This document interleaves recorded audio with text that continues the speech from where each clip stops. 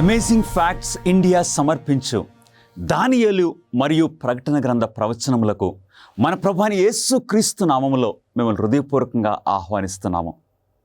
మరొక ప్రాముఖ్యమైన అంశంతో ఈ రాత్రి మీ ముందుకు వస్తూ ఉన్నాము. పరివర్తన కలిగించు ప్రేమ.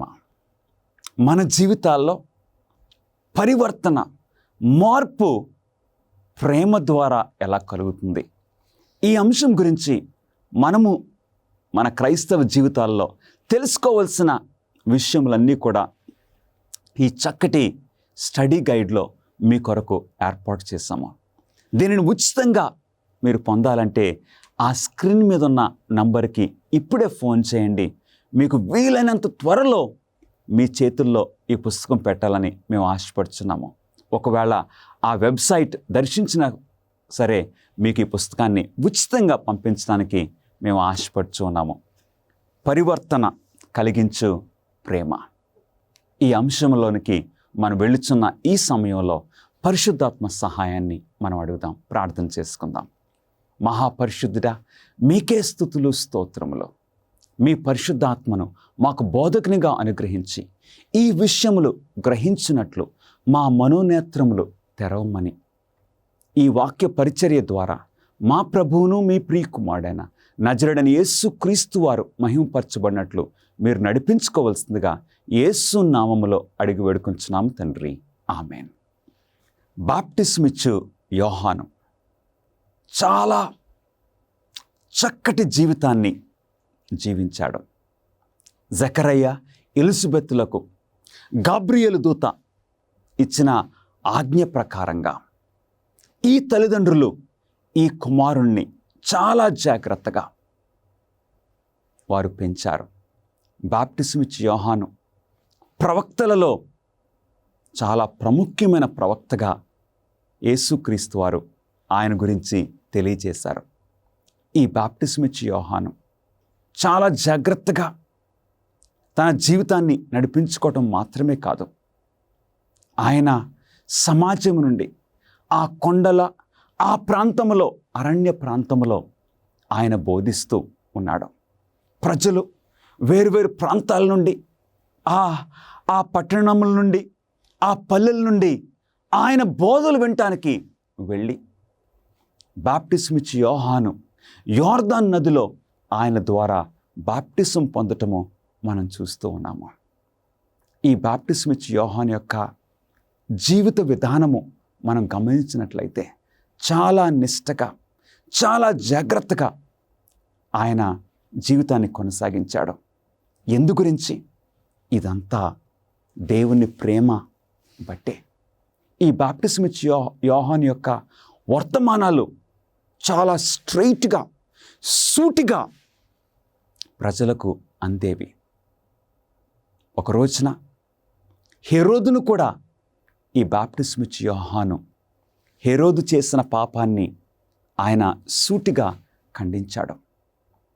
అనేక మంది ఈయన వర్తమానాలని విని పరివర్తన వారి జీవితంలో కలిగింది. ఈ బాప్టిస్మిచ్చు యోహానే మన ప్రభువైన యేసుక్రీస్తు వారిని యోర్దాను నదిలో బాప్టిస్మిచ్చున్నాడు. యోహాను యొక్క ఆత్మ నిండిన జీవితాన్ని గురించి ఒక రహస్యము ఏంటి? ఇట్లాంటి ఆత్మీయ జీవితాన్ని ఈ యోహాను ఎలా జీవించగలిగాడు? దీని గురించి దేవుని వాక్యము ఏమి సెలవిస్తుందో మనం చూద్దాము. లూకాసు వార్త 3వ అధ్యాయము 16వ వచనములో, యోహాను అను నేను నీళ్లలో మీకు బాప్టిజం ఇచ్చుచున్నాను, అయితే నాకంటే శక్తిమంతుడొకడు వచ్చుచున్నాడు, ఆయన చెప్పుల వారును విప్పుటకు నేను పాత్రుడను కాను. ఆయన ఆత్మీయ జీవితానికి రహస్యము ఏంటండి? రహస్యం ఏంటంటే తన తగ్గింపు జీవితము. ప్రవక్తల్లో గొప్ప ప్రవక్త, స్త్రీ గర్భము ద్వారా జన్మించిన ప్రవక్తలలో గొప్ప ప్రవక్త ఈ బాప్టిజం ఇచ్చే యోహాను ఎలా ఆ స్థాయికి చేరగలిగాడు? ఆయన తగ్గింపు స్వభావము. అన్ని విషయాల్లో ప్రభువైన యేసుక్రీస్తు వారిని హెచ్చించటమే ఈ బాప్టిజం ఇచ్చే యోహాను నేర్చుకున్నాడు. ఇక్కడ ఏమంటున్నాడు? నేనైతే మీకు నీళ్లలో బాప్టిజం ఇస్తున్నాను, కానీ నా వెనక నాకంటే శక్తిమంతుడు వచ్చుచున్నాడు. ఎవరి గురించి మాట్లాడుతున్నాడు? మన ప్రభువైన యేసుక్రీస్తు వారి గురించి. ఆయన చెప్పులు వారును విప్పుటకు నేను పాత్రుడను కాదు. అంటే అన్ని విషయాల్లో మన ప్రభు అయిన యేసుక్రీస్తు వారిని హెచ్చించటము, తన తగ్గింపు జీవితాన్ని మనం చూస్తూ ఉన్నాము. యోహాను సువార్త 3వ అధ్యాయము 30వ వచనంలో ఈ బాప్టిజం ఇచ్చే యోహాను ఒక గంభీరమైన స్టేట్మెంట్ చేశాడు. ఏమని? ఆయన హెచ్చవలసి ఉన్నది, నేను తగ్గవలసి ఉన్నది. ఒక రోజున ఈ బాప్టిజం ఇచ్చే యోహాను ఆయన బోధలకు అనేక మంది ఆయన ఒక బోధకుడిగా అంగీకరించి ఆయనను వెంబడిస్తూ ఉన్నారు. ఆయన శిష్యుల్లో కొంతమంది వచ్చి, అయ్యా మీరు బాప్టిజం ఇచ్చారే, ఒక ఆయనకు యేసు అనే ఆ బోధకునికి మీరు బాప్టిజం ఇచ్చారే, ఇప్పుడు జనసమూహములు ఆయన వెంట వెళ్ళిపోతున్నారు. ఇంతకుముందు మనల్ని వెంబడించే ఆ జనసమూహములు ఇప్పుడు ఆయనను వెంబడిస్తున్నారు అని చెప్పినప్పుడు బాప్టిజం ఇచ్చే యోహాను ఎంతో సంతోషించి ఏమన్నాడో తెలుసా?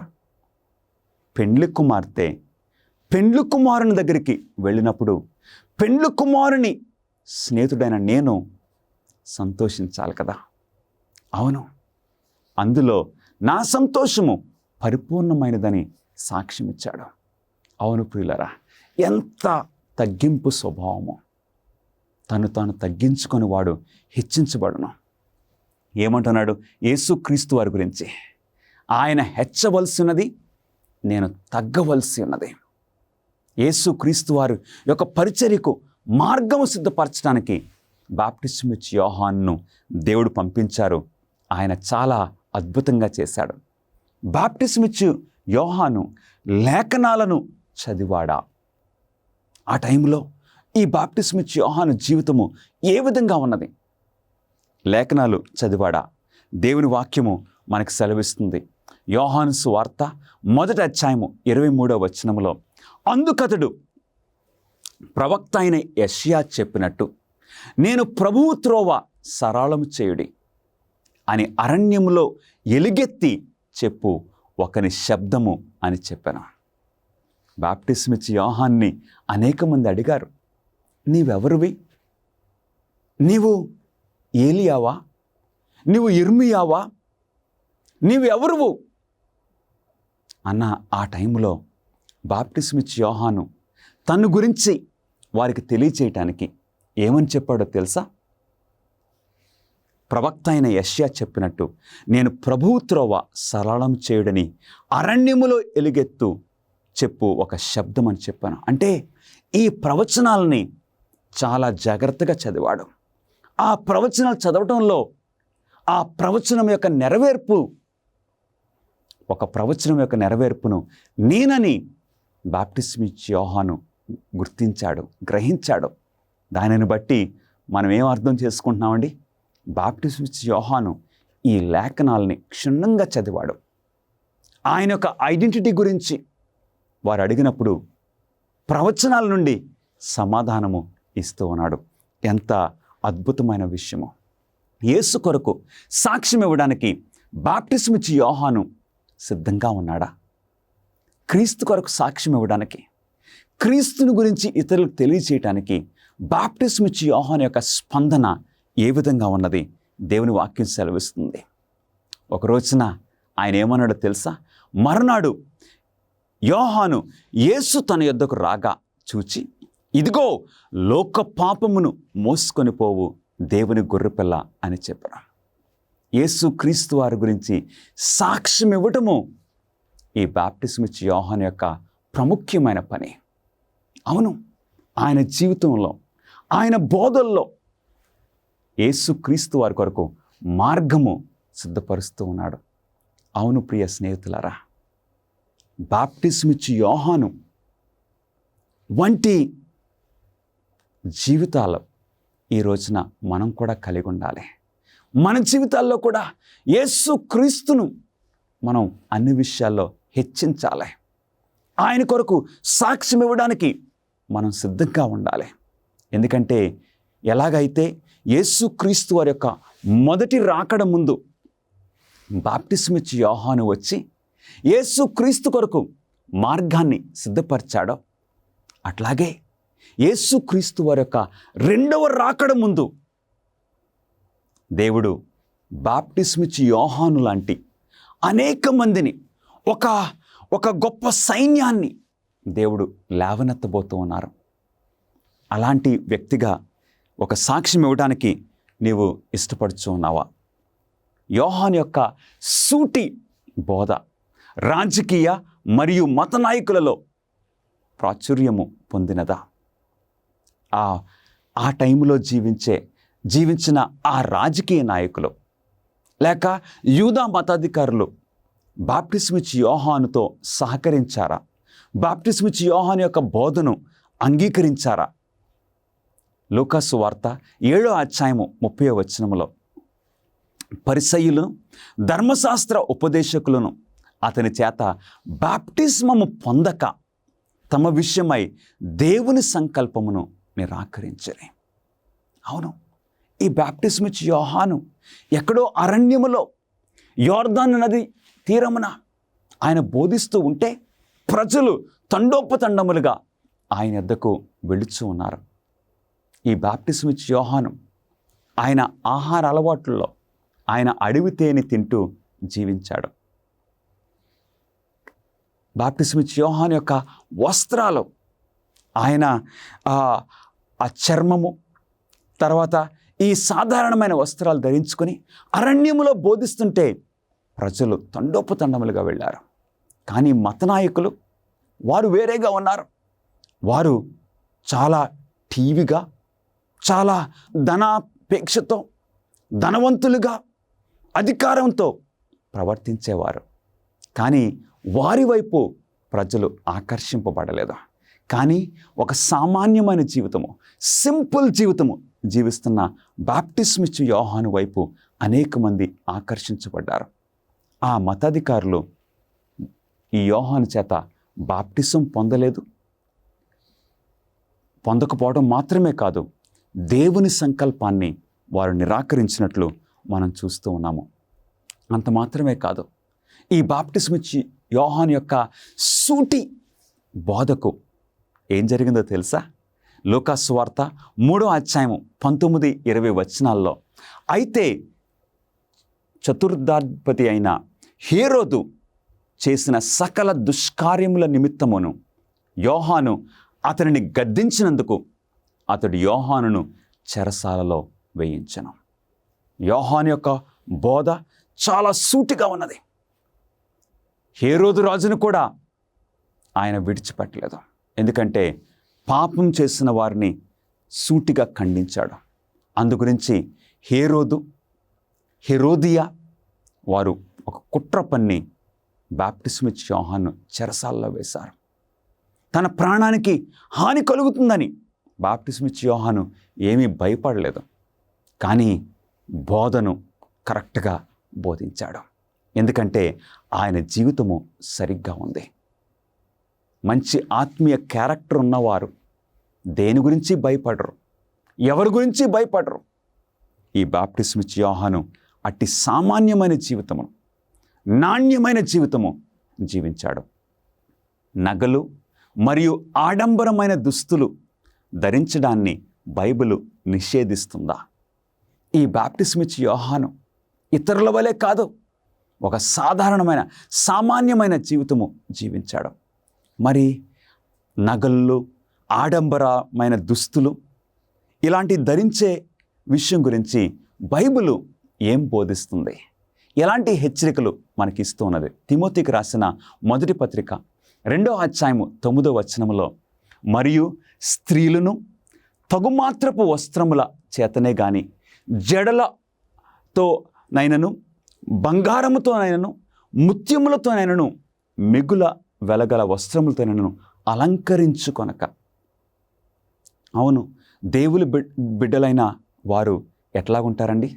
ఆ ఆడంబరమైన విషయాలు కాదు, ఆ నగళ్ళు కాదు.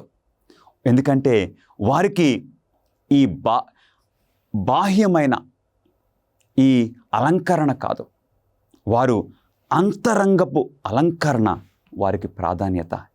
అందుగురించి దేవుని బిడ్డలు వెంబడించే, క్రీస్తును వెంబడించే క్రైస్తవ స్త్రీలు, పురుషులు ఎలా ఉంటారండి? ఆడంబరమైన జీవితాలు లేదు. ప్రత్యేకంగా మన సహోదరులు బంగారంతోనైనను ముత్యములతోనైనను అలంకరించుకొనక, అలాంటి అలంకరణలు లేకుండా, బాహ్యమైన అలంకరణ కాకుండా జడలు అల్లుకొనుటయు, 1 పేతురు 3వ అధ్యాయం 3వ వచనములో బంగారు నగలు పెట్టుకొనుటయు, వస్త్రములు ధరించుకొనుటయు, వెలుపటి అలంకారము మీకు అలంకారంగా ఉండక. అవును ప్రియులరా, బైబిల్లో మనం చూస్తూ ఉన్నాము. ప్రకటన గ్రంథములో 2 స్త్రీలు మనకు కనపడుతున్నారు. ప్రకటన గ్రంథము 12వ అధ్యాయంలో ఒక స్త్రీ, ఆ స్త్రీని కన్యక అని పిలుస్తున్నారు. ప్రకటన గ్రంథము 17వ అధ్యాయంలో మరొక స్త్రీ మనకు కనపడుతుంది. ఆ స్త్రీనైతే వేశ్య అని పిలువబడుతుంది. ఈ కన్యక అయితే చక్కగా న్యాచురల్గా, అంటే ఆమె ఆభరణములు లేవు, సూర్యుని ధరించుకొని ఉన్నది. అవును, న్యాచురల్ బ్యూటీ. కానీ ప్రకటన గ్రంథము 17వ అధ్యాయంలో కనపడుతున్న ఆ వేశ్య ఆర్టిఫిషియల్ బ్యూటీ. అవును, దేవుని బిడ్డలంగా మనకు ఈ నగళ్ళు పెట్టుకొనటం కానీ, ఈ వెలుపటి అలంకారము మనకు అలంకారంగా ఉండకూడదని ఒక ప్రక్క నుండి పౌలు గారు బోధిస్తున్నారు, మరొక ప్రక్క నుండి పేతురు గారు కూడా బోధిస్తున్నారు. అవును ప్రియులరా, మన క్రైస్తవ జీవితము బాప్టిస్మిచ్చి యోహాను వలె సామాన్యంగా, సింపుల్గా, ఇతరుల్ని ఆకర్షించుకోవడానికి కాదు, క్రీస్తును మహింపరిచే అట్టి జీవితము మనం జీవించాలని తెలుసుకుంటున్నాము. 1 పేతురు 3వ అధ్యాయము 4వ వచనములో, సాధువైనట్టు మృదువైనట్టునైన గుణమును మీ హృదయపు అంతరంగ స్వభావము మీకు అలంకారంగా ఉండవలెను, అది దేవుని దృష్టికి మిగుల విలువగలది.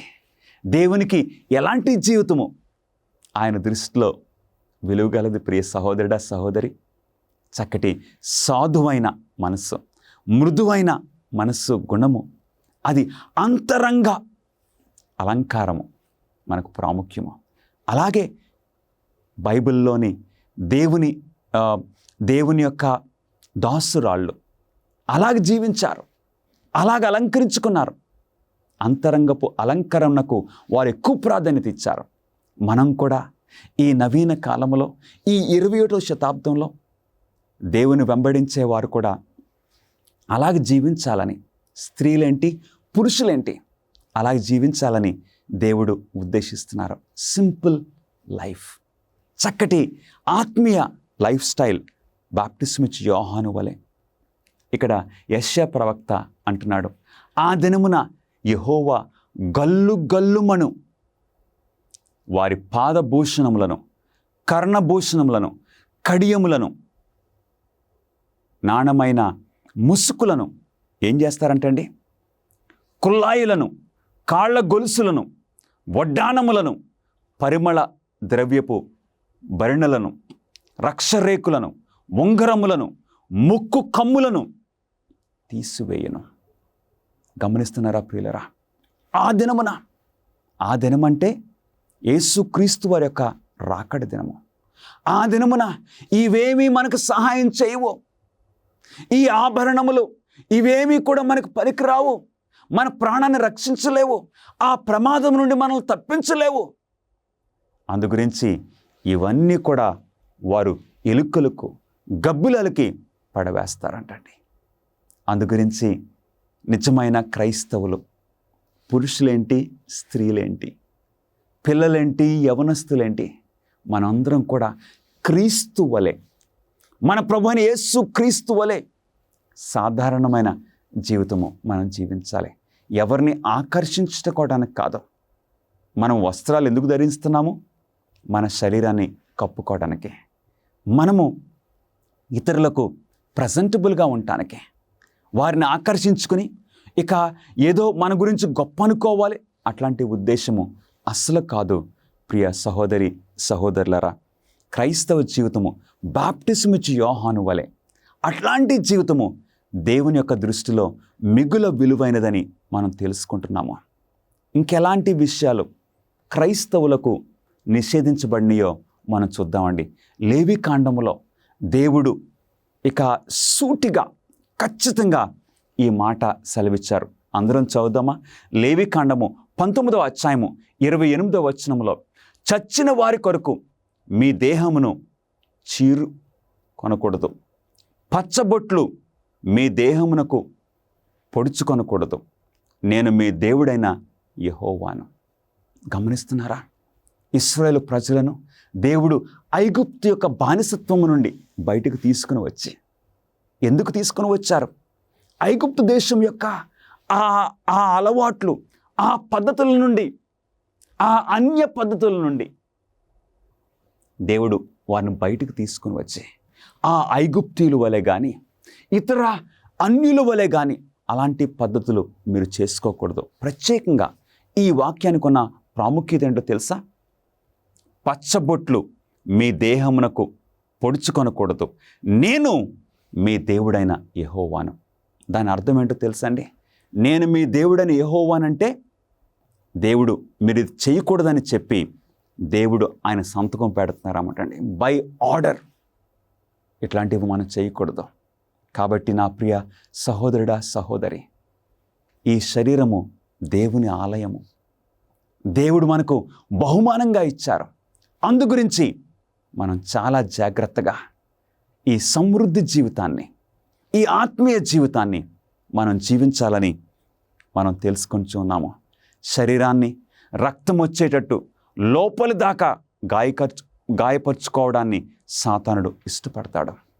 కొంతమంది ప్రజలు వారి యొక్క జీవితాన్ని, వారి యొక్క శరీరాన్ని ధనం కోసం లేక ఇంకా వేరే విషయాల కోసం వారి శరీరాన్ని గాయపరుచుకోవటం, అట్లాగా కొంతమంది స్త్రీలు, యవనస్తులు ఒక బ్లేడ్ తీసుకుని వారి శరీరాన్ని కోసేసుకోవటం, ఇవన్నీ దేవునికి హేయమైన విషయములు. ఆ అమ్మాయి నా వైపు చూడలేదని లేక ఆ అబ్బాయి నా ప్రేమను అంగీకరించలేదని చాలామంది వారి శరీరాన్ని కోసుకోవటం అలా చేస్తున్నారు. ఇవి దేవునికి ఇష్టమైనవి కావు.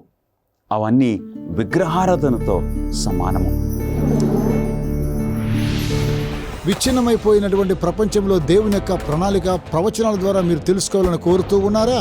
ఆచరణాత్మకమైనటువంటి గొప్ప సవాళ్లను మీరు ఎదుర్కోవాలనుకుంటే మిమ్మల్ని ఉత్తేజపరుస్తున్నాం, ఉత్సాహపరుస్తున్నాం. అమేజింగ్ ఫ్యాక్ట్స్ వారు బైబిల్ చదువుకునేటువంటి గైడ్స్ మీ కొరకై 27 పుస్తకాలను మీకు అనుగ్రహిస్తున్నారు. అద్భుతమైనటువంటి గ్రాఫిక్స్ ద్వారా మీరు అర్థం చేసుకోవడానికి నేరుగా మీకు సమాధానం దయచేస్తూ ఉన్నారు. ప్రతి చదువుకునేటువంటి ఈ గైడ్ ద్వారా బైబిల్లో సరైన సమాధానం గ్రహించుకోగలరు. మీ జీవితంలోని ప్రాముఖ్యమైన ప్రశ్నలకు సమాధానం ఇస్తుంది. ఏ విధంగా మీరు సంబంధాన్ని పెంచుకోగలరు, ప్రభువైన యేసుక్రీస్తు వారు ఎప్పుడు రాబోతూ ఉన్నాడు, ఇంకా ఎన్నో విషయాలను తెలుసుకోవచ్చు. భవిష్యత్తులో ఈ యొక్క విలువైన విషయాన్ని కోల్పోకండి. మీ జీవితాన్ని రూపాంతరపరుస్తూ ఉన్నాయి అమేజింగ్ ఫ్యాక్ట్స్ వారు ఇచ్చేటువంటి బైబిల్ చదువుకునే పుస్తకం.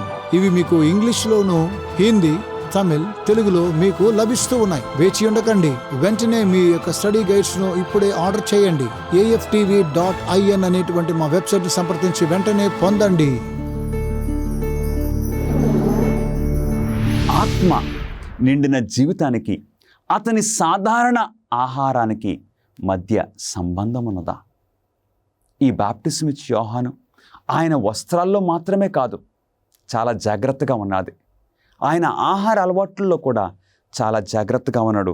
ఈ శారీరక జీవితానికి ఆత్మీయ జీవితానికి ఏమైనా కనెక్షన్ ఉన్నదా లేదో మనం చూద్దామండి. లూకాసు వార్త 1వ అధ్యాయము 14-15 వచనాల్లో, అతడు ద్రాక్షారసమైనను మద్యమైనను త్రాగక పరిశుద్ధాత్మతో నిండుకొనిన వాడై. గమనిస్తున్నారా? గాబ్రియేలు దూత జకరయాను దర్శించి ఈ బాప్టిస్మిచ్చి యోహాను యొక్క జననం గురించి హెచ్చరిక చేస్తున్నప్పుడు అతడు ద్రాక్షరసం తాగకూడదు, మద్యము తాగకూడదు. ఎందుకో తెలుసా? ఆయన ఇక బాల్యము నుండే పరిశుద్ధాత్మతో నిండుకొనిన వాడై ఉండి దేవుని కొరకు మార్గమును సిద్ధపరచబోతున్నాడు. అనేక మంది ప్రజలను యేసుక్రీస్తు వారి కొరకు సిద్ధపరచబోతున్నాడు. అంటే ఒక ప్రాముఖ్యమైన ఉద్దేశంతో దేవుడు యోహానును ఈ భూలోకంలోనికి పంపిస్తున్నారు. అవును ప్రియులారా, యోహాను యొక్క జీవితానికి ఒక పర్పస్ ఉన్నది, ఒక ప్రాముఖ్యమైన ఉద్దేశం ఉన్నది, ఆయన జీవితానికి అర్థం ఉన్నది. అదేంటంటే యేసుక్రీస్తు వారి కొరకు మార్గాన్ని సిద్ధపరుస్తున్నాడు. Four runner. ఎప్పుడైనా ఒక రాజుగారు వస్తుంటే రాజుగారి కంటే ముందు వర్తమానికులు వెళ్ళి రాజుగారికి మార్గాన్ని సరళం చేస్తారు. మన ప్రభువైన యేసుక్రీస్తు వారు ఈ భూలోకానికి రాబోతున్నారు కాబట్టి 6 నెలల ముందు ఈ బాప్టిజం ఇచ్చే యోహాను యేసుక్రీస్తు వారి కొరకు మార్గాన్ని సిద్ధపరిచాడు. అందుగురించి తన జీవితంలో ద్రాక్షరసము ముట్టకూడదు, మద్యమును త్రాగక పరిశుద్ధాత్మతో నిండుకొనిన వాడై. అంటే శారీరక జీవితానికి ఆత్మీయ జీవితానికి ఒక చక్కటి కనెక్షన్ ఉందని గాబ్రియేలు మాటల ద్వారా మనం చూస్తూ ఉన్నాము. మనము తిని త్రాగే వాటి గురించి దేవుడు ఎందుకు శ్రద్ధ చూపిస్తున్నాడో, ఎందుకు శ్రద్ధ చూపిస్తున్నారో మనం చూద్దాం ప్రియులరా. న్యాయాధిపతులు 13వ అధ్యాయము 7వ వచనంలో ఇక్కడ సంసోను గురించి కూడా దేవుని వాక్యం సెలవిస్తుంది. ఆలకించుము, నీవు గర్భవతివై కుమారుణ్ణి కందువు, కాబట్టి నీవు ద్రాక్షారసమునే గాని మద్యమునే గాని త్రాగకుండుము, అపవిత్రమైన దేనినైనను తినకుండుము. ఆ బిడ్డ గర్భమున పుట్టినది మొదలుకొని చనిపో వరకు దేవునికి నాజీరు చేయబడిన వాడై ఉండును. గమనిస్తున్నారా? బాప్టిజం ఇచ్చి యోహాను వలె పాత నిబంధనలో దేవుడు సంసోనును ఎన్నుకున్నారు. ఒక న్యాయాధిపతిగా ఇశ్రాయేలు ప్రజలను వారి యొక్క పరిస్థితుల్లో నుండి వారికి సహాయం చేయటానికి, వారికి తీర్పు తీర్చడానికి, వారిని బలపరచడానికి, ఒక నాయకుడిగా ఉండటానికి సంసోనును దేవుడు ఎన్నుకున్నాడు. ఇక్కడ ఒక చాలా ప్రాముఖ్యమైన విషయాన్ని మనం గమనిస్తూ ఉన్నాము. అదేంటంటే దేవుడు ఒక నాయకుణ్ణి ఎన్నుకోకముందు, జాగ్రత్తగా గమనించండి, ఒక నాయకుణ్ణి దేవుడు ఎన్నుకోకముందు ఆ నాయకుని యొక్క తల్లిని దేవుడు ఎన్నుకుంటున్నారు. ఆ నాయకుని యొక్క తల్లిని తండ్రిని దేవుడు ఎన్నుకుంటున్నారు. ఏం సెలవిచ్చారండి?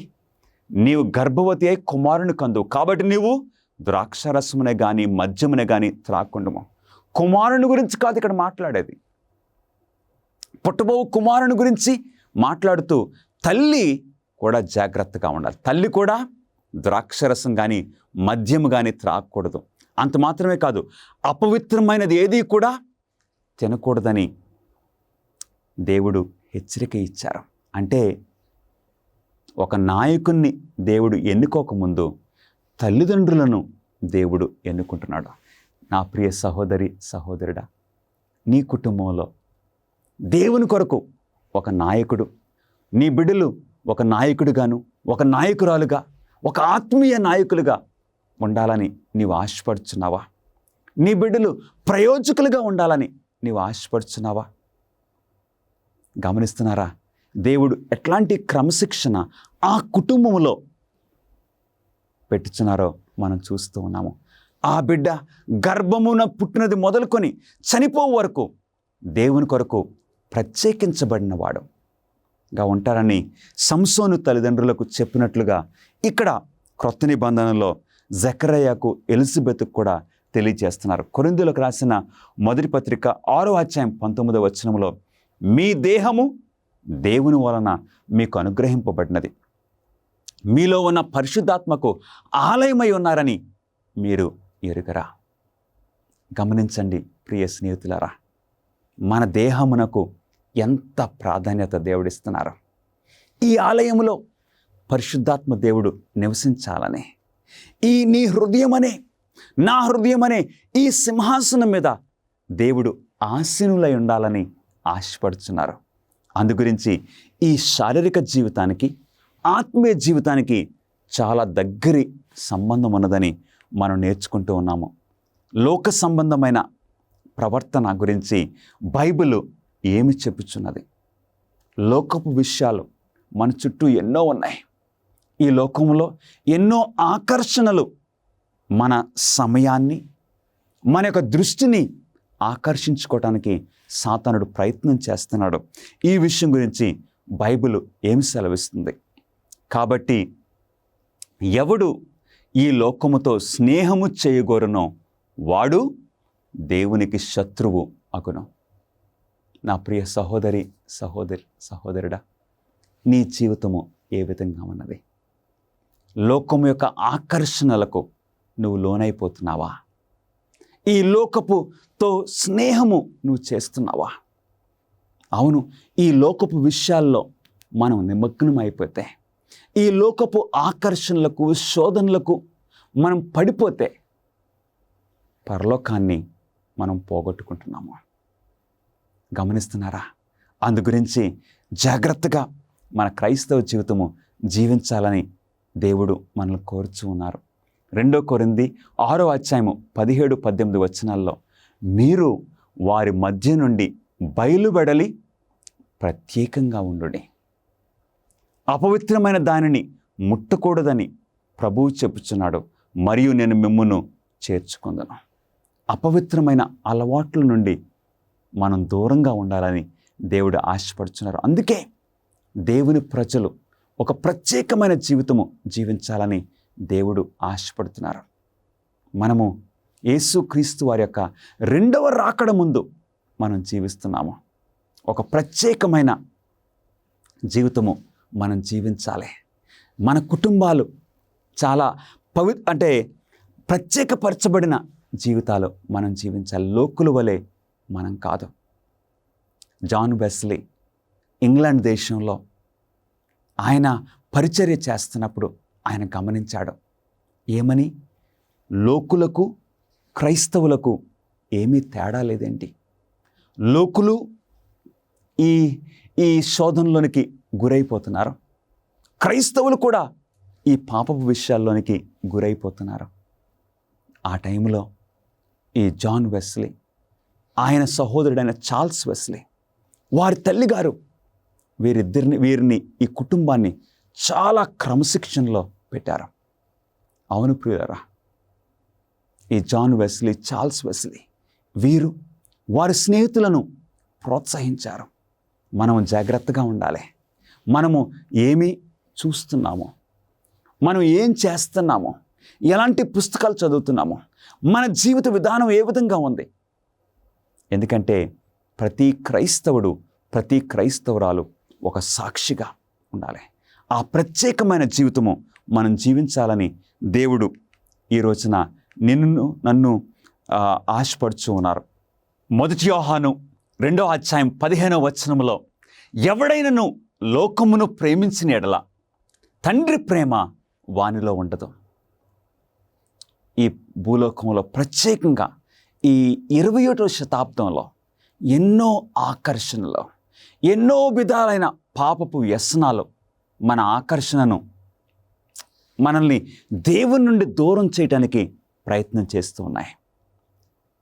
ఇలాంటి పరిస్థితుల్లో దేవుడు నన్ను పిలుస్తూ ఉన్నారు ఒక ప్రత్యేకమైన జీవితం జీవించినట్లు. ఎందుకంటే తండ్రికి మనకు అట్టి కనెక్షన్ ఉంది. మనం పరలోక సంబంధులము. మన వారసత్వము పరలోకములో ఉన్నది, ఈ భూమి మీద కాదు. అందు గురించి ఎవడైనాను లోకమును ప్రేమించిన యెడల తండ్రి ప్రేమ వానిలో ఉండదు. అందు గురించి నా ప్రియ సహోదరుడా, సహోదరి, ఈ క్రైస్తవ జీవితము ఒక చక్కటి ఉన్నతమైన పిలుపు.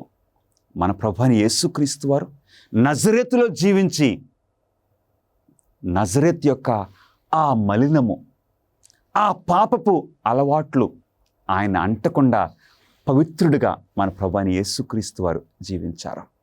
అదేవిధంగా మనం కూడా జీవించాలని దేవుడు ఆశపడుచున్నారు. యోసేపు జీవితాన్ని ఒకసారి మనం గమనించినట్లయితే, యోసేపు ఐగుప్తులో జీవించాడు. ఆయన చుట్టూ విగ్రహారాధన. యోసేపు పనిచేస్తున్న పొతీఫర్ ఇంట్లో దినదినము శోధన. ఆమె పొతీఫర్ యొక్క భార్య యోసేపును వెంటాడుతూ ఉన్నది. కానీ యోసేపు తను తాను జాగ్రత్తగా చూసుకున్నాడు. గమనిస్తున్నారా? అట్లాగే దానియేలు, ఆయన స్నేహితులు బబులోనులో ఎటు చూసిన విగ్రహారాధన. కానీ వారి జీవితాన్ని పవిత్రపరుచుకున్నారు, ఆత్మీయ జీవితాన్ని కాపాడుకున్నారు. మీరు ఈ లోక మర్యాదను అనుసరింపక ఉత్తమమును అనుకూలమును సంపూర్ణమై ఉన్న దేవుని చిత్తమేదో పరీక్షించి తెలుసుకున్నట్లు మీ మనస్సు మారి నూతనమగుట వలన రూపాంతరం పొందుడే. దేవుడు నిన్ను నన్ను పిలుస్తున్నారు. ఒక్క రూపాంతరము, మన జీవితాలని మార్చాలని దేవుడు ఆశపడుతున్నారు.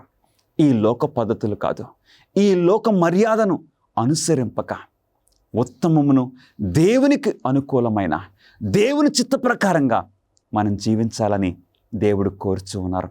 మన ప్రభువైన యేసుక్రీస్తు వారు మన వలె ఈ భూమి మీద జీవించారు. ఒక మానవుని వలె మన వలె శోధింపబడ్డారు, కానీ ఏ పాపమును చేయలేదు.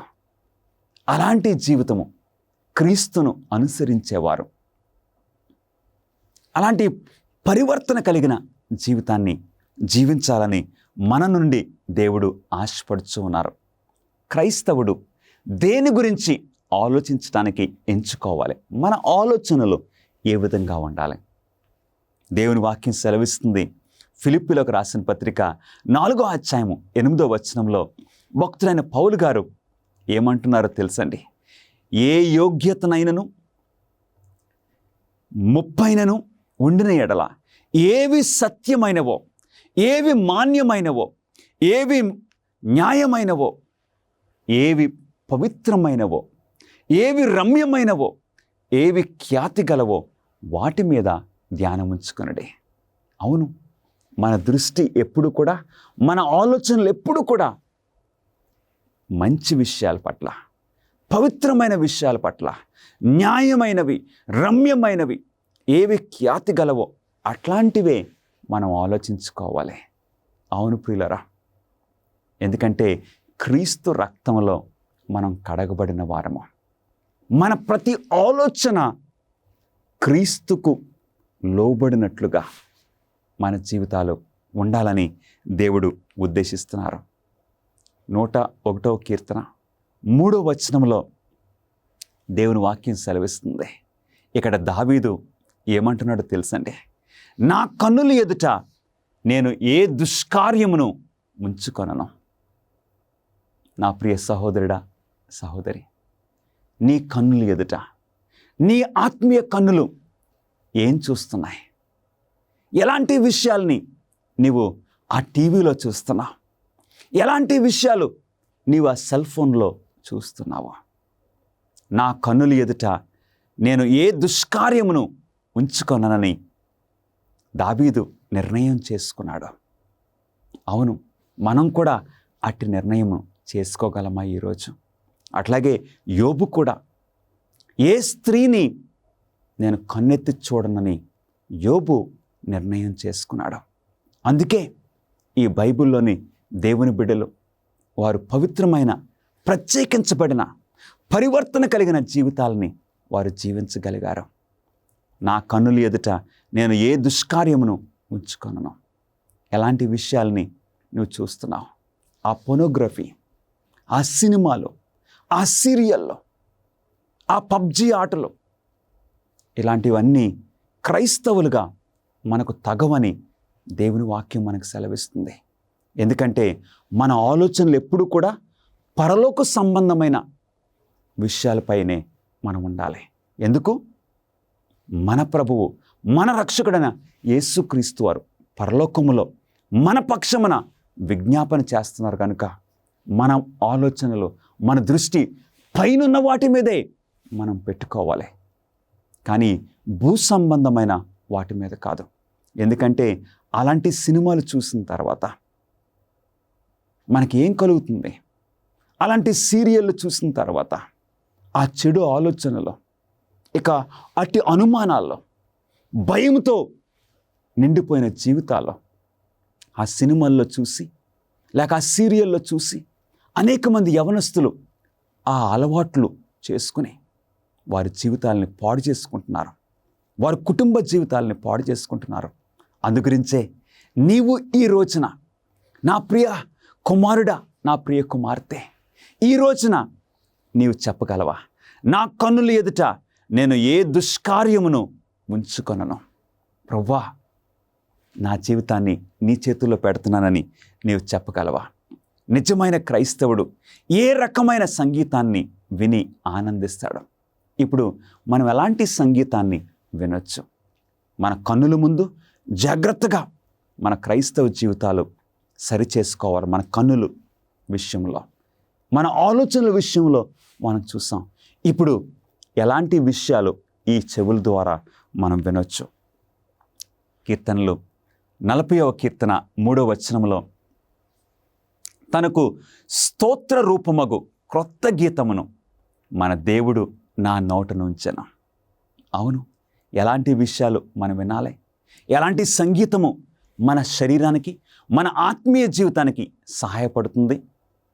స్తోత్ర రూపమగు సంగీతము అంటే క్రైస్తవ సంగీతము. క్రైస్తవ సంగీతం అంటే ఎలాగుండాలి? 1 సమూయేలు 16వ అధ్యాయము 23వ వచనంలో, దేవుని యొద్ద నుండి దురాత్మ వచ్చి సౌలును పట్టినప్పుడల్లా దావీదు సితారా చేత పట్టుకొని వాయింపగా, అంటే సౌలు జీవితంలో సౌలు ఇక సాతానుడికి అమ్ముడైపోయాడు. అందుకే ఆ దురాత్మలు సౌలును వేధిస్తూ ఉన్న ఆ టైంలో పిచ్చివాడిగా సౌలు ప్రవర్తిస్తున్నాడు, చిరాకు పడిపోతున్నాడు. ఇలాంటి పరిస్థితుల్లో సౌలు యొక్క సేవకులు ఏం చేశారో తెలుసండి? దావీదును పిలిపించారు. దావీదు చక్కటి సంగీతము, ఆ సితార పట్టుకుని దేవుని మహింపరిచే, దేవుని గురించిన కీర్తనలు ఈ దావీదు పాడుచున్నప్పుడు సౌలు నెమ్మదిగా, అవునండి, నెమ్మదిగా చక్కగా ఒక సున్నితమైన మనసుతో ఉండేవాడు.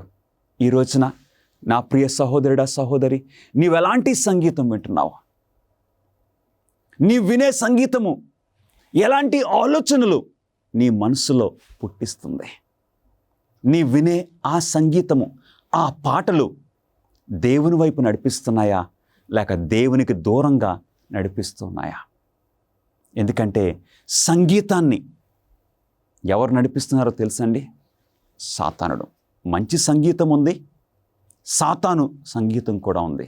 ఎందుకంటే పరలోక రాజ్యంలో వాడు లూసిఫర్గా పరలోకములో ఉన్నప్పుడు పరలోకపు ఆ దేవదూతలను సంగీతంలో నడిపించే ఆ బాధ్యత దేవుడు సాతానుకి ఇచ్చారు, లూసిఫర్కి ఇచ్చారు. అందుకే ఈ రోజున ఇట్టి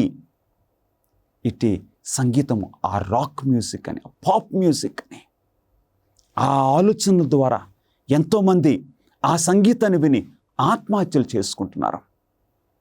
వారు కలహములు పెట్టుకుంటున్నారు, లేక ఈ లైంగిక సంబంధాలకి ఆ స్త్రీలు వెనక, ఆ పురుషుల వెనక వెళ్ళిపోతున్నారు. నీవు వినే సంగీతము ఏ విధంగా ఉంది?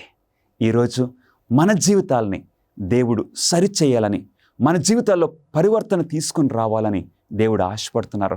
దావీదు ఆ చక్కటి సంగీతాన్ని వాయించినప్పుడు దురాత్మ అతనిని విడిచిపోయెను, అతడు సేద తీరి బాగాయను. అవును, ఈ ఇహలోక సంగీతాన్ని, సాతాను యొక్క సంగీతాన్ని మనం వింటూ ఉంటే మన మైండ్స్ ఎవరు కంట్రోల్ చేస్తారండి? సాతానుడు కంట్రోల్ చేస్తాడు. కానీ ఎప్పుడైతే మనము కీర్తనలు, దేవుని స్తుతించే కీర్తనలో మనం పాడుకుంటామో, అట్టి సంగీతం మనం వింటామో, పరిశుద్ధాత్మ ఒక ప్రభావము మన మనసులకి కలుగుతుంది. సభ్యత లేని నాట్యము లేక నృత్యము క్రైస్తవుడికి మంచి వినోదమేనా? ఈ డ్యాన్సులు ఈ రోజున మన సంఘాల్లోనికి కొరియోగ్రఫీ అని వచ్చేసింది. ఇలాంటిది దేవుడు అనుమతిస్తూ ఉన్నారా? మన మన అమ్మాయిలైతే, మన యవనస్తులైన కుమార్తెలైతే వారు ఏదో భరతనాట్యం లాగేస్తున్నారు చర్చిల్లోనే ఈ రోజున. మన కుమారులు, మన యవనస్తులైతే వారు ఏదో బ్రేక్ డ్యాన్స్ లాగా, రాక్ డ్యాన్స్ లాగా చర్చిల్లో వేసేస్తున్నారు. ఇలాంటిది దేవుడు అంగీకరిస్తున్నారా లేదో చూద్దాము. 1 యోహాను 2వ అధ్యాయము 6వ వచనములో, ఆయన యందు నిలిచియున్న వాడునని చెప్పుకొనివాడు ఆయన ఎలాగూ నడుచుకొనినో అలాగే తానును నడుచుకొన బద్ధుడై ఉన్నాడు. యేసుక్రీస్తు వారు అలాంటి డ్యాన్సులు వేస్తారా? అలాంటి నృత్యాలను యేసుక్రీస్తు వారు అంగీకరిస్తారా? అలాంటి సంగీతాన్ని వింటారా? గమనిస్తున్నారా ప్రియులారా? ఈ ప్రతి విషయంలో కూడా మనకు అనుమానం ఉన్నప్పుడు, నా స్థానములో యేసుక్రీస్తు వారు ఉంటే ఏం చేస్తారు? యేసుక్రీస్తు వారు నా ప్రక్కన కూర్చుంటే నేను అలాంటి టీవీ ప్రోగ్రాంలు చూడగలనా? అలాంటి విషయాల్లో నేను పాల్గొనగలనా? ఎందుకంటే ఆయన యందు నిలిచి ఉన్నవాడునని చెప్పుకొని వాడు ఆయన ఎలాగూ నడుచుకొనినో అలాగే తానును నడుచుకొన బద్ధుడై ఉన్నాడని దేవుని వాక్యం సెలవిస్తుంది. తీతుకు పౌలు గారు రాస్తున్నారు, మనం భక్తిహీనతను, ఇహలోక సంబంధమైన దురాశలను విసర్జించి ఈ లోకములో స్వస్థ బుద్ధితోనూ నీతితోనూ భక్తితోనూ బ్రతుకుచుండవలనని మనకు బోధించున్నదే. అవును, ఇహలోక సంబంధమైన ఆ దురాశలు, ఆ అలవాట్లు, ఆ క్రియలు మనం విడిచిపెట్టి దేవుని మార్గంలో భక్తితో నడుచుకోవాలని దేవుడు మన జీవితాల పట్ల ఆశిస్తున్నారు. క్రైస్తవుడు లాటరీ, చీటు వేసి డబ్బు సంపాదించే ఆట అలాంటి లేక జూదము ఆడవచ్చునా? అలాంటి విషయాల్లో మనం పాల్గొనవచ్చునా? దేవుని వాక్యము ఏమి సమాధానము ఇస్తుందో ఒకసారి చూద్దాము. తిమోతికి రాసిన 1వ పత్రిక 6వ అధ్యాయము 10వ వచనములో, ఎందుకనగా ధనాపేక్ష సమస్తమైన కీడులకు మూలము, కొందరు దానిని ఆశించి విశ్వాసము నుండి తొలగిపోయి నానా బాధలతో తమ్మును తామే పొడుచుకొండ్రి. అలాంటి షార్ట్ కట్స్, అలాగా త్వరగా మనం ధనవంతులైపోవటము, అలాగా దేవుడు అనుమతించని పద్ధతుల్లో మనము ధనం సంపాదించుకోవటము, అది దేవునికి చిత్తం కాదు ప్రియులారా. ధనాపేక్ష లేనివారమై దేవుడు మనకిచ్చిన దాంతో మనం తృప్తి చెందొచ్చు, మంచి పరిపూర్ణమైన జీవితము జీవించాలని దేవుడు ఉద్దేశిస్తున్నారు. మనం డబ్బు ఎలా సంపాదించాలి? త్వరగా వచ్చే అలాంటి పద్ధతులు కాదు. తెస్సలోనికి రాసిన 2వ పత్రిక 3వ అధ్యాయం 10వ వచనములో, ఎవడైనను పని చేయనొల్లని ఎడల వాడు భోజనము చేయకూడదని మీకు ఆజ్ఞాపించుతాము కదా.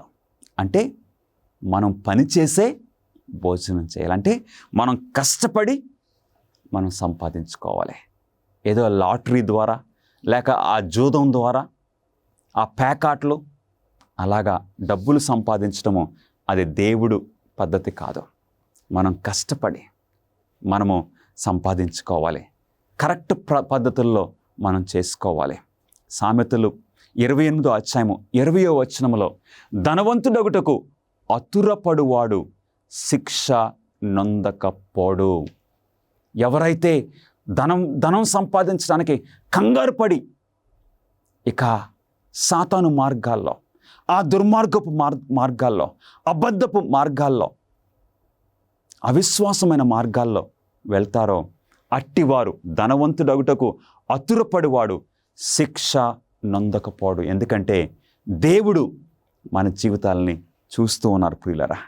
దేవుని బిడ్డలంగా మనము దేవుని మార్గంలో నడవాలి. నేడు దేవుని ప్రజల లక్ష్యము లేక గురి ఏమై ఉండాలి? దేని పట్ల మన దృష్టి ఉండాలి? దేవుని వాక్యం సెలవిస్తుంది. 1 యోహాను 3:21 మనం ఆయన ఆజ్ఞలను గైకొనుచు ఆయన దృష్టికి ఇష్టమైనవి చేయుచున్నాము. మన గురి ఎవరి మీద అండి?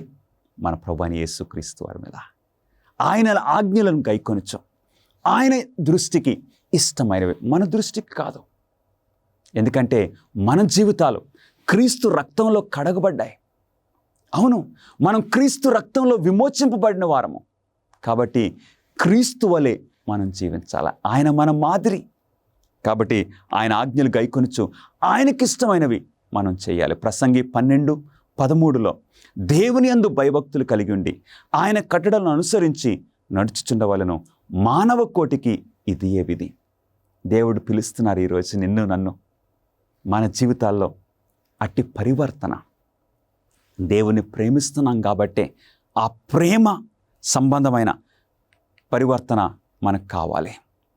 ఈ పాఠంలో చర్చించిన జీవన శైలికి సంబంధించిన విషయాల్లో దేవునికి విధేయత చూపడాన్ని ఏది సులభం చేస్తుంది? ఇలాంటి జీవితము నేను ఎలా జీవించగలను? చాలా కష్టంగా ఉందేమో మనకు అనిపిస్తుంది. కానీ జీవించడానికి రహస్యం ఏంటో దేవుని వాక్యమే సెలవిస్తుంది. యేసుక్రీస్తు వారి యొక్క మాటల్లో మనం చూద్దాము. యోహాను సువార్త 14:15 మన ప్రభువైన యేసుక్రీస్తు వారు నీతోటి నాతోటి ఏం చెప్పారో తెలుసా? ఆయన ఏం చెప్పుచున్నారో తెలుసా? మీరు నన్ను ప్రేమించిన ఎడల నా ఆజ్ఞలను గైకొందురు. ప్రేమ. మనం క్రీస్తును ప్రేమిస్తుంటే, హృదయపూర్వకంగా ప్రేమిస్తుంటే ఆయన కొరకు దేనినైనా మనం విడిచిపెట్టుకోవడానికి ఇష్టపడతాం. ప్రేమతోటే. పరివర్తన కలిగించు ప్రేమ, లేక ప్రేమ పరివర్తనను మన జీవితంలో తీసుకొని వస్తుంది. మన జీవితాల్లో మార్పును తీసుకొని వస్తుంది. మనం ఆయన ఆజ్ఞలను గైకొనుటయే దేవుని ప్రేమించుట. దేవుని ఆజ్ఞలను మనం గైకొంటున్నాము. ఆయన ప్రేమిస్తున్నాం కాబట్టి ఆయన ఆజ్ఞలను గైకొంటున్నాము. ఆయన ఆజ్ఞలు భారమైనవి కావు. నిజంగా నీవు నేను క్రీస్తును ప్రేమిస్తే ఆయన ఆజ్ఞలను మనం గైకొంటాము.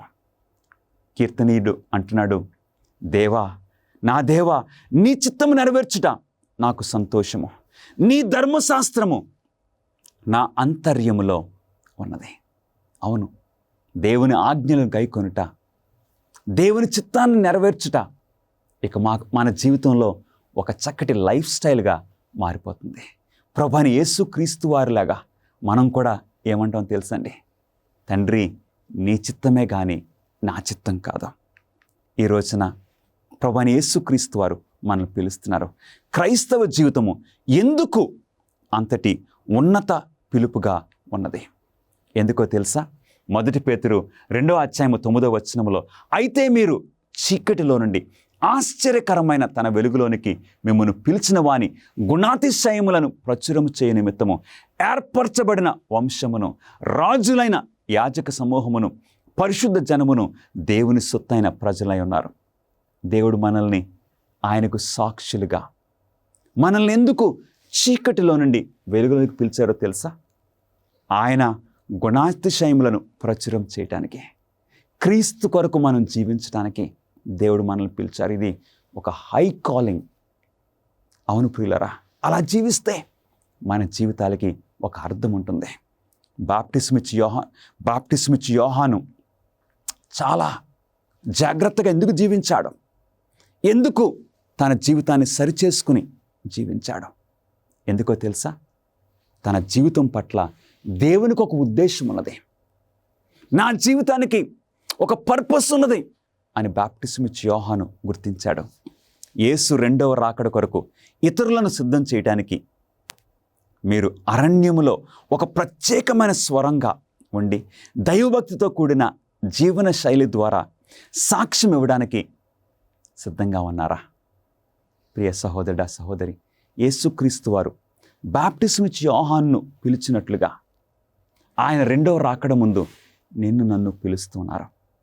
అట్టి జీవితం జీవించడానికి, యేసుక్రీస్తు వారికి లోబడటానికి నీవు ఈరోజు ఇష్టపడుచున్నావా?